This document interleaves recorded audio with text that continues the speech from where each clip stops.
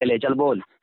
سامعین حضرات، آج سے تقریباً 2 دن پہلے جو ہماری بات ہوئی ہے وہ انگریز کے دلالی پر بات ہوئی ہے، اور اس نے دلیل مانگا تھا. میں نے دلیل بھی بھیج دیا ہے.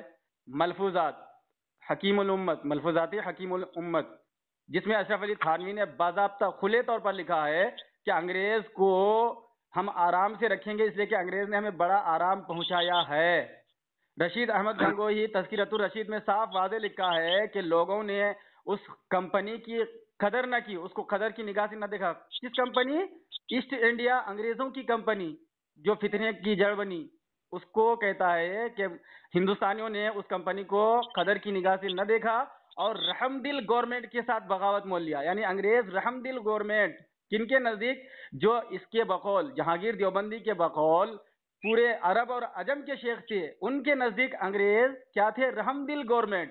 ایک طرف تو ان کا ملا جس کو یہ اپنا بابا مانتا ہے اور کہتا ہے کہ جو ہے جنگ آزادی میں یہ لوگ حصہ لیے، تو وہ تو انگریز کو رحم دل گورنمنٹ کہہ رہا ہے. آپ یہ بتائیں جو ایک انگریز کے بات کو کمپنی، پانچ بار مت بول، جو جلدی اپنی انگریز تقریر ختم کر، بھاشڑ جو مت کر. انگریز کے کمپنی کو ایک قدر سوال کی کو نگاہ، 10 بار مت بول. جو انگریز کے کمپنی کو، کی بات کیوں بار بار ریپیٹ کر رہا تو؟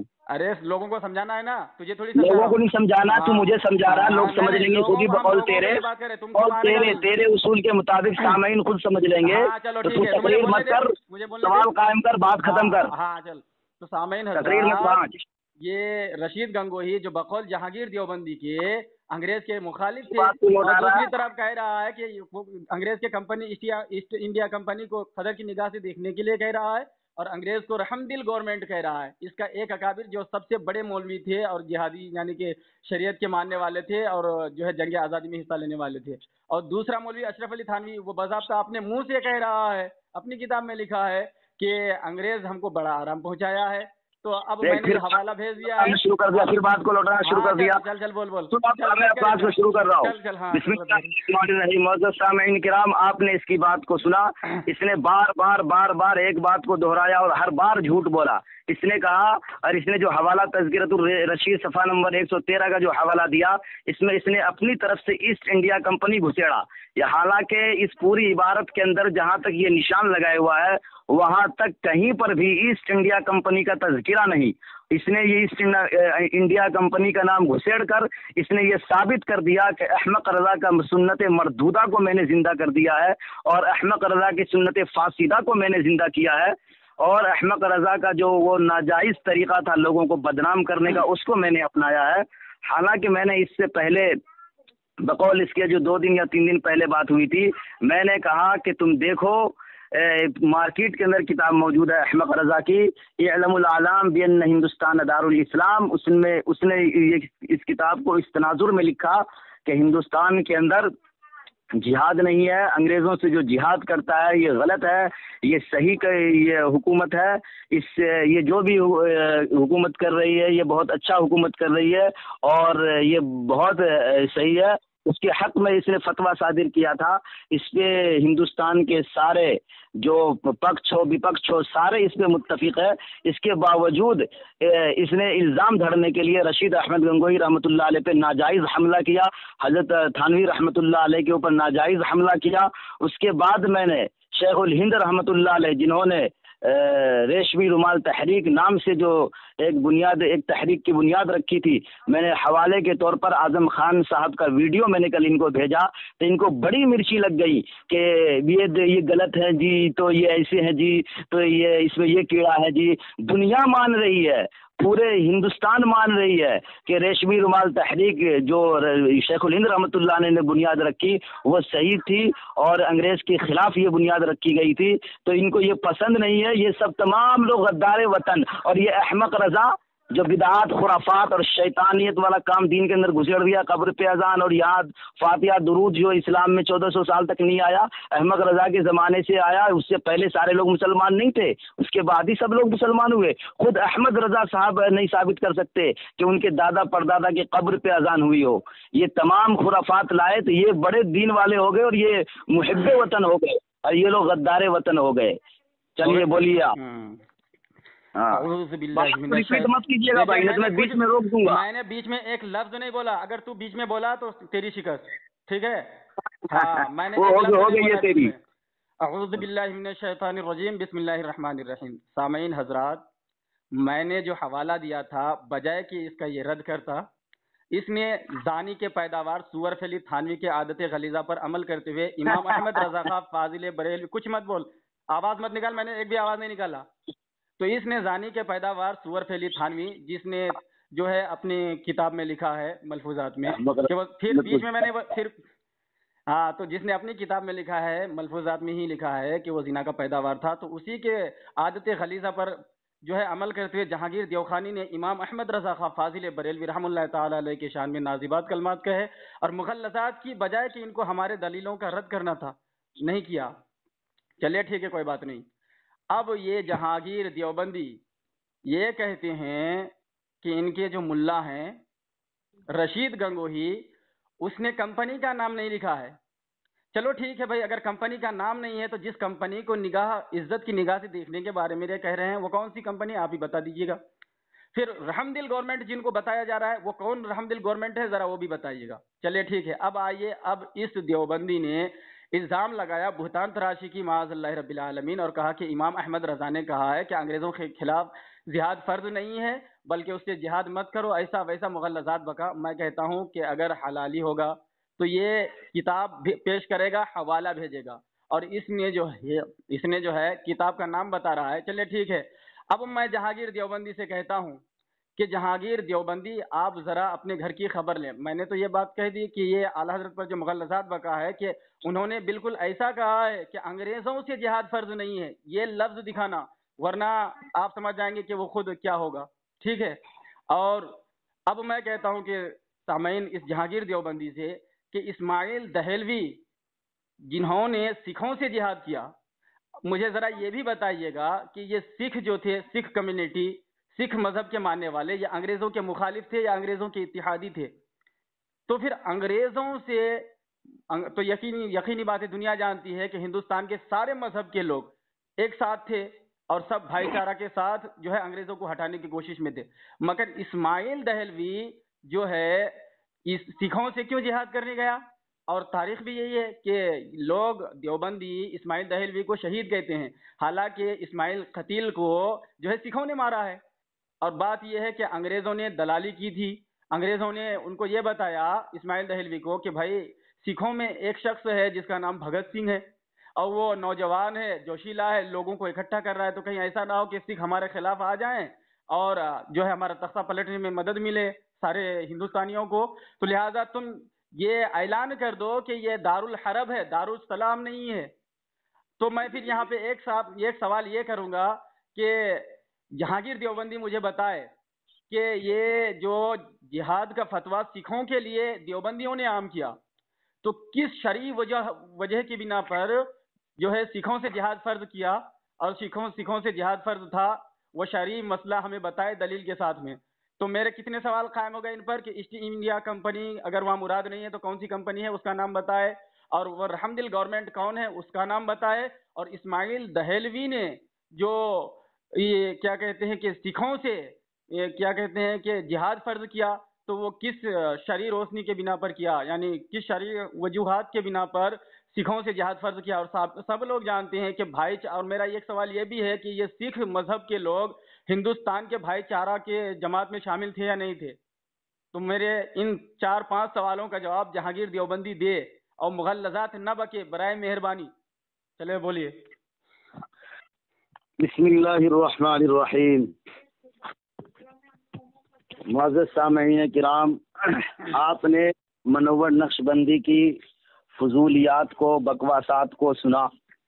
میری چند باتیں جو میں نے جو تناظر میں کہی، اس انہوں نے منور نقش بندی بدعتی نے اس تناظر کو بھلا دیا اور میری بات کو منظر عام پر لانے کی پرزور اور بے جوڑ کوشش کی کہ یہ مغلظات اور یہ مغلظات 1000 مرتبہ، اور ہر بار جتنی مرتبہ بھی اس سے گفتگو ہوئی، تو ناجائز، تو ایسے، تو ویسے، ہمیشہ ماں بہن کی گالیاں، یہ اس کے گھٹی میں پڑا ہوا ہے۔ بلکہ اگر میں کہہ دوں کہ رضا خانیوں کی گھٹی میں پڑا ہوا ہے تو یہ غلط نہیں ہوگا، اور میں اس کو کئی ویڈیو بھیجنے کے لیے تیار ہوں، اگر یہ شوق رکھیں تو میں بھیج دوں گا۔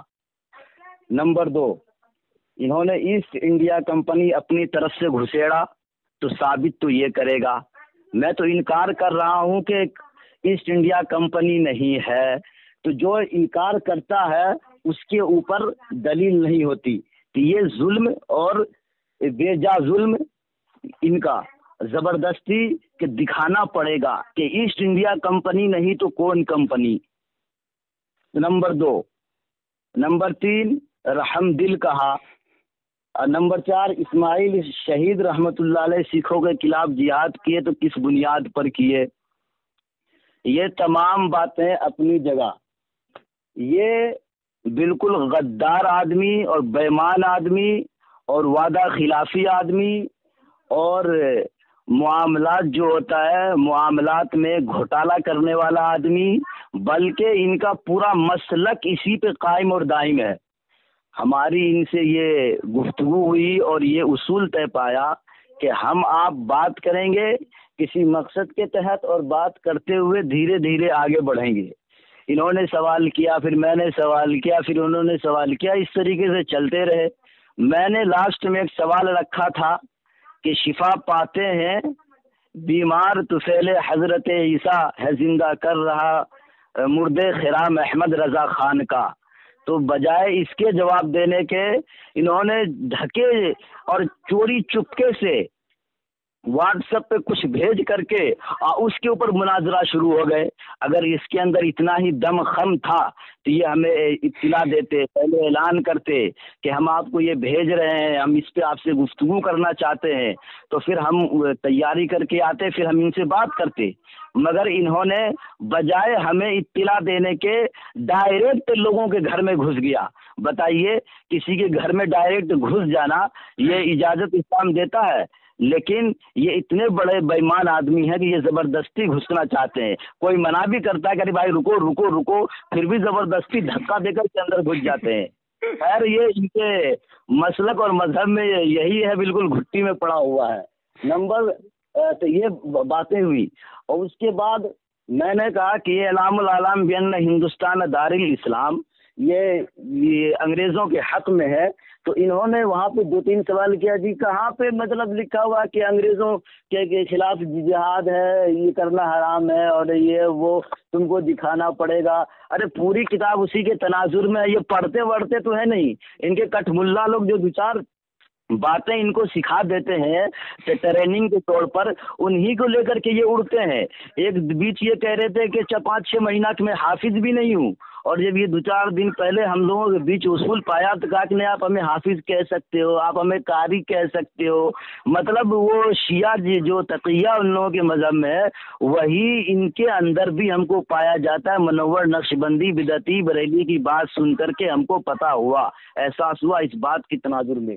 لہذا یہ ادھر ادھر کی باتیں نہ کر کے اگر ان کو بات کرنی ہے تو پہلے میرا شعر کا جواب دے جو میں نے احمد رضا کتاب اعلیٰ حضرت سے میں نے پیش کیا. اگر یہ تیاری کر کے نہیں آیا ہے تو یہ کہہ دے کہ مجھ سے غلطی ہوئی، میں معافی مانگتا ہوں، آج میری شکست ہوئی اور میں جو ہے رضا کو حضرت عیسیٰ علیہ السلام کیا وہ حیثیت رکھتے نعوذ باللہ. میں تو خدا سے بھی بڑھ کر کے احمد رضا کو مانتا ہوں. اس طریقے سے یہ لوگ بول دے ختم ہے، ادھر اس صورت نہیں ہے. یہ دیکھیے اس نے کہا کہ جو بیچ میں بولے گا اس کی شکست ہوگی، اس کی شکست ہو گئی. گریلی میں تجھے بھگا رہا ہوں. بولوں میں آپ بولوں؟ بولے گا کیا تو شعر کا جواب دے. جتنا مغلظات ابھی تو نے بکا ہے تو اس پر کون تم کو مغلظات نے تو ڈر رہا ہے، مجھے بولنے نہیں دے گا. مطلب میرے بولنے سے تو ڈرتا ہے. میں جواب دوں گا نا، میں کیا بول رہا ہوں میں تو وہ عوام سنے گی نا. چلیے ٹھیک ہے. بسم اللہ الرحمن الرحیم. ارے راپور کا سامعین حضرات. اچھا را کتنی جگہ پر ہوتی ہے؟ سامعین میم کے نیچے زیر پڑھ. ارے تو 1000 بار تجھ کو میں نے سمجھایا ہے. مجھ پر غلطی پڑے گا، غلطی نہیں بتاؤں گا. غلطی پڑے گا کیا؟ اگر میں نے زبر پڑھا تو بولتا میں قاری ہوں یار، تو جاہل آدمی، تجھے راپور کرنے کے لیے نہیں آتا.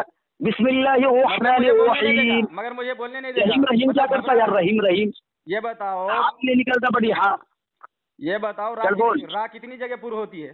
अरे राह कितनी जगह पुर होगी वो बात अलग है, तू यहाँ पर पुर होगी। अब ये बताओ क्या बारिश होगी वो बात में तुमको बता देंगे यहाँ पर। लेकिन सामीन हजरात ये मुझे बोलने नहीं देना चाहते। मीम के नीचे जेर पर, सामीन मीम के नीचे जेर पर। अगर मैंने जबर पढ़ा है मुझ पर अल्लाह की लानत, तू बोल के तू अगर जबर पढ़ा है तो मुझ पर अल्लाह की लानत बोल। जबर पढ़ा क्यों तुझे, मैं बार बार समझाया हूँ। तू कसम उठा के तुझ पर अल्लाह की लानत अगर मैं जबर पढ़ा तू बोल से, तू बोल तू मैं गलती कर रहा था कि नहीं कर रहा था, बोल। जो झूठा है उस पर अल्लाह की लानत, आमीन सुम्मा आमीन।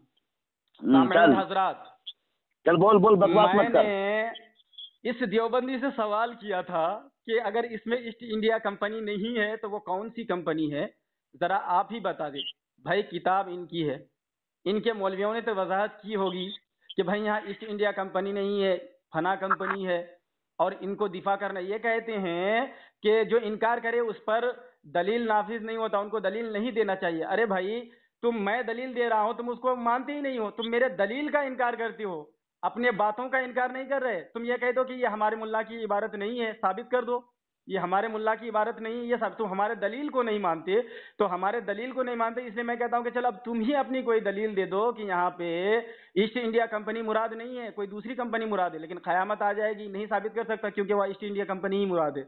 और रहमदिल गवर्नमेंट, क्योंकि तसलसल मिल रहा है। ईस्ट इंडिया कंपनी कौन खोला था? अंग्रेजों ने खोला था, और गवर्नमेंट उस वक्त किसकी थी? अंग्रेजों की थी। तो यहाँ पे बात जो है कंटिन्यू उसी ताल्लुक से हो रही है।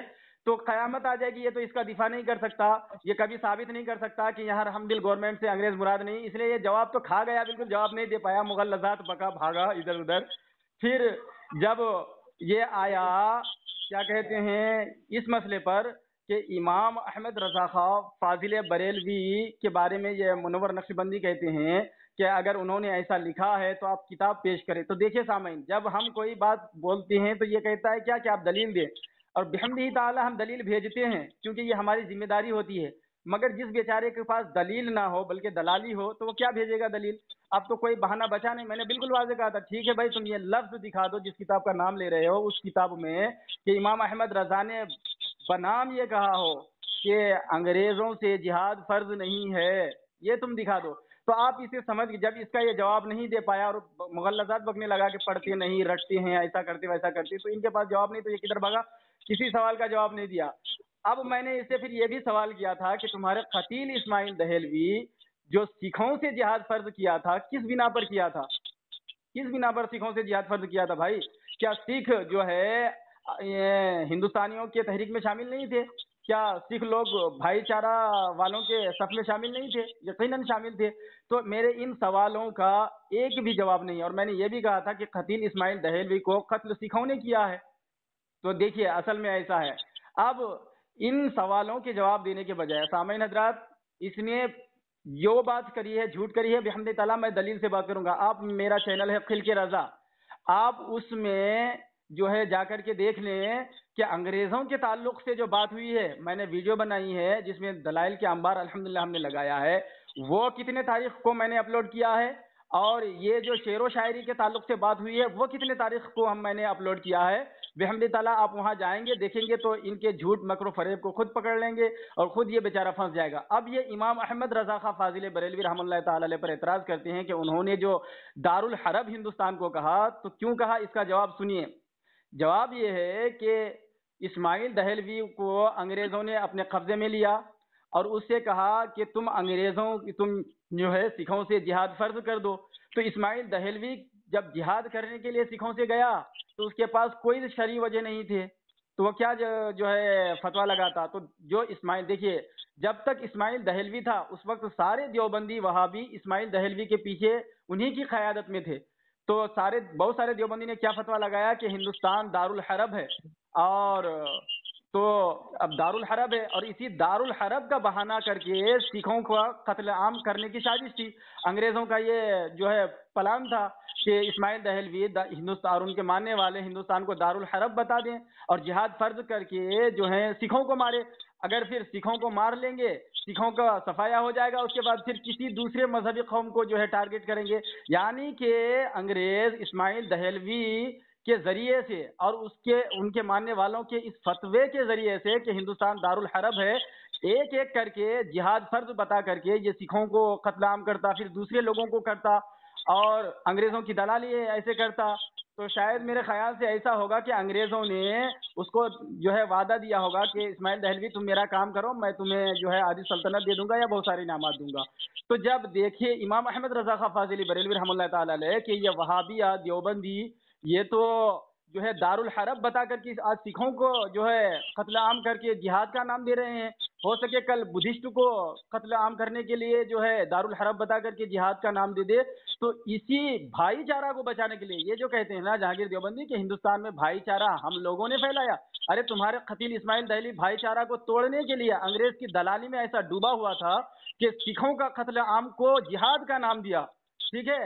اور امام احمد رضا جو اللہ کے ولی ہیں، جو کیا کہتے ہیں کہ امام اعظم رحمۃ اللہ تعالی علیہ کے نائب ہیں، انہوں نے دیکھا کہ یہ دیوبندی ملا جہاد کے نام کو بدنام کر کے جو ہے سکھوں کا قتل عام کر کے یہ دارالحرب بتا کر کے ہندوستان میں فساد پیدا کرنا چاہتا ہے، جہاد جیسے پاک چیز کو بدنام کرنا چاہتا ہے۔ تو امام احمد رضا نے شریف فتویٰ دیا کہ یہ ہندوستان دارالحرب نہیں ہے بلکہ دارالسلام ہے، اس لیے کہ ہندوستان میں سوائے انگریزوں کے جتنے بھی قوم کے لوگ یہاں تھے سب مظلوم تھے، سب پر انگریز ظلم کرتا تھا، سب کو انگریز ستاتا تھا، تو سارے مظلوم اکٹھا تھے، بھائی چارہ جو ان کے اندر پائی جاتی تھی اور سارے مل کر کے انگریزوں کو ہٹانا چاہتے تھے۔ مگر اسماعیل دہلوی انگریزوں کی دلالی میں ڈوب کر کے جو ہے سکھوں کا قتل عام کر کے اس کو جہاد کا نام دیا۔ تو حضرات میں امید کرتا ہوں کہ آپ حضرات سمجھ گئے ہوں گے کہ امام احمد رضا نے جو دارالسلام بتایا کس وجہ سے بتایا۔ پھر میں یہ دعویٰ کرتا ہوں کہ اگر کیا کہتے ہیں جہانگیر دیوبندی اگر وہ اپنے مذہب کو اپنے اکابر کو انگریز کی دلالی سے انگریز کے دلال ہونے سے بچانا چاہتا ہے تو میرے سوالوں کا جواب دے۔ نمبر 1 کہ ایسٹ انڈیا کمپنی اگر وہاں مراد نہیں ہے تو کون سی کمپنی ہے؟ نمبر 2 رحم دل گورنمنٹ کس کو کہا ہے؟ نمبر 3 امام احمد رضا نے انگریزوں کا نام لے کر کے کہا ہے کہ انگریزوں کے خلاف جہاد فرض نہیں ہے، انگریزوں کے خلاف جہاد نہیں کرنا چاہیے، تو وہ کتاب بھیجے اور پیش کرے۔ نمبر 4 کہ اسماعیل دہلوی سکھوں کو جو جہاد کا فتویٰ دیا تھا، سکھوں سے جہاد کا جو فتویٰ دیا تھا، تو یہ کس شرعی وجوہات کے بنا پر سکھوں سے جہاد کا فتویٰ دیا تھا؟ اور نمبر 5 کہ اسماعیل دہلوی سکھوں کے ہاتھوں کیوں مارا گیا؟ اب یہ اپنے ان پرانے باباؤں کو ملاؤں کو چھوڑ کر کے جن کے میں 1857 کے بارے میں بتا رہا ہوں اور آج کے یہ اعظم خان کا سہارا لے کر کے اپنے ان ملاؤں کو بچانا چاہتا ہے اور اپنے اسماعیل دہلوی اور ان کے جو ہے بہت بعد کے مولوی محمود الحسن کا سہارا لے کر کے اپنے ان ملاؤں کو بچانا چاہتا ہے۔ تو اس میں آنا بعد میں اگر تو جہانگیر دیوبندی میرے ان سوالوں کا جواب دے دے گا انشاءاللہ میں پھر تمہارے اسی موضوع پر بات کروں گا جو تم نے بہتان تراشی کی کہ میرے ان اشعار کا جواب نہیں دیا کہ بیمار شفا پاتے ہیں حضرت طفیل عیسیٰ اور مردے جلا رہے ہیں خرام احمد رضا کا بحمد تعالیٰ۔ میں نے اس کا جواب بھی دیا ہے انشاءاللہ تبارک و تعالیٰ، پھر ضرورت پڑے گی پھر میں اس کا جواب دوں گا۔ اس پر جو ہے میری وائس ریکارڈ ہے، کوئی حضرت اگر چاہے تو خل کے رضا ہمارے چینل میں آ کر کے دیکھ لیں۔ تو میں کہتا ہوں کہ اگر جہانگیر دیوبندی پہلے میرے ان سوالوں کا جواب دوں، جتنے سوال کیے ہیں ان سوالوں کا جواب دیکھو، میں نے پہلے میری پوری بات ہو جانے دے۔ سامعین حضرات، اس نے کہا تھا ہم لوگوں کی لائن سے اسٹیپ بائی اسٹیپ بات ہو رہی تھی، تو آخری ٹرن میری تھی اور آخری ٹرن میرے آنے سے پہلے ہم دونوں کی بات ہوئی تھی کہ ہم دونوں بدعت پر بات کریں گے اور شرک پر بات کریں گے، ٹھیک ہے؟ تو جب میری باری تھی اور میں نے اس کے جو ہے ایک مولوی کے اشعار پر پکڑا تھا جس کا مطلب یہ تھا کہ دوسری ہوا گمراہ جو دوسری جگہ ہدایت کے لیے گئے وہ میزاب ہدایت تھے، کہے کیا نص قرآنی، یعنی کہ اپنے جو ہے رشید احمد گنگوہی کے قول کو فعل کو قرآن کے نص سے تعبیر کیا ہے اور اس کو نبی اور خدا مانا ہے۔ تو میں نے اس کو پکڑا تھا اور جہاں بھی کوئی گیا گمراہ ہو گیا سوائے رشید گنگوہی کے اس پر پکڑا تھا، تو یہ اس کا جو ہے دفاع کرنے کے بجائے یہ ہم پر اعتراض کیا تھا۔ حالانکہ اس سے پہلے بات ہوئی تھی کہ میری آخری ٹرن رہے گی، اس کے بعد بدعت اور شرک پر بات کریں گے۔ تو اگر یہ اصول پہ قائم رہنا چاہتا ہے تو چلو انشاءاللہ پھر شرک اور بدعت پر پہلے بات کریں گے، پھر اس کے بعد جو ہے دوسری طرف آئیں گے۔ ورنہ میں اس بات کو ثابت کر سکتا ہوں کہ میں نے جو بات ابھی کہی ہے کہ شرک اور بدعت ہماری آخری ٹرن کے بعد شرک اور بدعت کی باری ہے۔ الحمدللہ 15 منٹ کی تقریر ہو گئی تمہاری، چلیے ٹھیک ہے بولیے، بس کرو، بات وہی کو گھما رہے ہو تم یار۔ ارے تو جھوٹ بول کے بھاگے گا تو میں لوگوں کو بتاؤں گا نہیں۔ دیکھو मोअज़्ज़ज़ सामईन किराम, ये है मुनव्वर नक्शबंदी जो अपनी एक बात को 75 मरतबा बोलते हैं और 75 घंटे में बोलते हैं घुमा घुमा करके। और ये किल्लत और कसरत में बोल रहा हूँ, ये तादाद में नहीं बोल रहा हूँ। मैं जवाब दे दिया हूँ, इस पे ये एतराज़ करेगा तो फजूल होगा। ये अलग बात है कि ये किल्लत और कसरत और तादाद को समझे या ना समझे। नंबर दो बात, इसने हजरत मौलाना इस्माइल शहीद रहमतुल्लाह अलैह पे और दीगर हमारे अकाबिरीन पे एतराज़ किया, जो मैंने इससे पहले टर्न में जिसका जवाब दे दिया वो भी मौजूद है। बार बार वो बात को दोहराने की जरूरत नहीं। नंबर 3 बात, इसने कहा कि ईस्ट इंडिया कंपनी यहाँ मुराद है, और मैं कह रहा हूँ कि कंपनी अगर मुराद है तो तुम दिखाओ, दलील दो। दावा है तो दलील दो। तो ये क्या कह रहा है कि अगर नहीं लिखा तो तुम दिखाओ। तो ये ऐसे हो गई जैसे एक बाइक सवार वो बाइक लेकर के जा रहा है और रास्ते में पुलिस ने उसे डंडा से रोका, गए बरेली से आ रहे रुक। अब वो रुका तो कहा कि चलो लाइसेंस दिखाओ, गाड़ी के कागज पत्तर दिखाओ, ये गाड़ी की कंपनी से निकाले हो, ये सब दिखाओ। मैं फोन काट कर दूंगा। सुन बीच में मत बोल, शिकस्त बीच में बकवास मत कर। शिकस्त हो गई, तेरी शिकस्त हो गई। जो जवाब दिया मैंने कहा था, मैं जवाब दे रहा हूँ ना, इसके बाद तू फोन काट के भाग जाएगा, मुझे पता है। भागने नहीं दूंगा मैं तुझे, आज भागने नहीं दूंगा। बरेली तक दौड़ा के ले जाऊंगा मैं, मैंने इससे पहले जो बरेली तक ले जाऊंगा, इससे पहले टर्न में नहीं दिया है, बरेली तक दौड़ा के ले जाऊंगा। सुन भागने नहीं दूंगा, भागने नहीं दूंगा तुझे, मैं भागने नहीं। सवाल नहीं दोहराऊंगा, सुन दूंगा, लोग खुद फैसला करेंगे। क्योंकि पहली बार तू जवाब बस तेरा वतीउर रवा यही कहता है, तेरा वतीउर रवा जितना तेरा मुरादी है सब यही कहता है। समझ लेंगे। बाइक पे आ गया, साइकिल पे बरेली जो है, बरेली का चोर बाइक सवार तो लोग कि देखा कि चोर आदमी हूँ मैं, तो बाइक चोरी करके भागा जा रहा हूँ, मेरे पास के कोई कागज पत्थर कुछ है तो नहीं। अब पुलिस से उल्टा करने लगा सर खुजला करके। अच्छा तू ये बता, अगर मेरी गाड़ी नहीं तो मतलब तेरे पास जवाब नहीं है, गाड़ी नहीं है, तू उल्टे पुलिस को डांट रहा है, तू कागज उठा के मेरी गाड़ी नहीं है। यही मिसाल बरेली मुनव्वर नक्शबंदी की है, बजाय ये साबित करते कि हम कह रहा कि तू दिखा के कहा नहीं है। चलो बिलफर्ज मुझे इसका इल्म नहीं है, चल तू ही बता दे कि क्या है। कि रहमदिल गवर्नमेंट है। चलो बिलफर्ज मुझे इसका इल्म नहीं है, चल तू ही बता दे कि इसका क्या मतलब है। इसके व्हाट्सएप पे फतावा रज़िया जिल्द नंबर 18 से जवाब देने तो फोन कर दूंगा, सफा देने तो फोन कर। मैंने तोरे मुतखल्लल की तरह तोरे मुतखल्लल मत बन। तोरे मुतखल्लल समझता है, औरत को पाकी और नापाकी के बीच में खून आता है उसे तोरे मुतखल्लल कहते हैं। वो बन। सुन इधर, बिलफर्ज मुझे नहीं पता कि यहाँ 523 नंबर सफा फतावा रज़िया जिल्द नंबर 18 तेरे मुल्ला ने क्या उसमें लिखा हुआ है, और यकीनन हर ऐसी गवर्नमेंट है जिसे अल्लाह ताला अक्ल माश पर बवजह कमाल और मुल्कदारी का सलीका इनायत फरमाए। अस्तगफिरुल्लाह। तो ये तो दुआ है, तो दुआ करेंगे नहीं। तो अंग्रेज के लिए दुआ कर रहा है। इसीलिए कहता हूँ कि ये देवबंदी अगर झूठ न बोले, इसीलिए मैं कहता हूँ जो है पर अमल ना करे, करना शुरू कर दिया। ये शैतान की तरफ फितना फसाद, झूठ के बगैर ये लाठी है, ये हमेशा जो है लाठी डंडा और दिखाते हैं। झूठ के बगैर देवबंदी शकत नहीं है कि ये सामने मैंने जो 5 सवाल किए, 6 सवाल करना शुरू किया, भोगना शुरू कर दिया, देवबंदियत में इस तरह बात दिखाना शुरू कर दिया। तो मेरे इन 5 सवालों का जवाब दे दे। की सुन्नत गलीजा फासिदा हदीसा को जिंदा करना शुरू कर दिया। कोई मरदूद बरेलवी में ऐसा पैदा नहीं हुआ।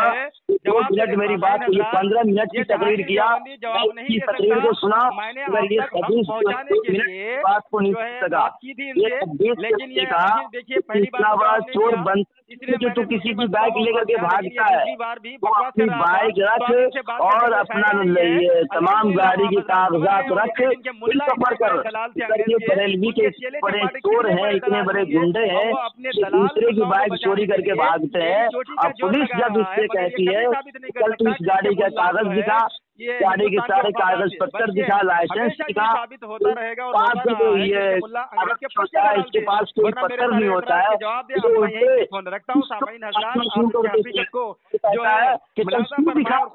मेरी गाड़ी नहीं है, चल तू दिखा कि मेरी गाड़ी नहीं है। अबे बड़े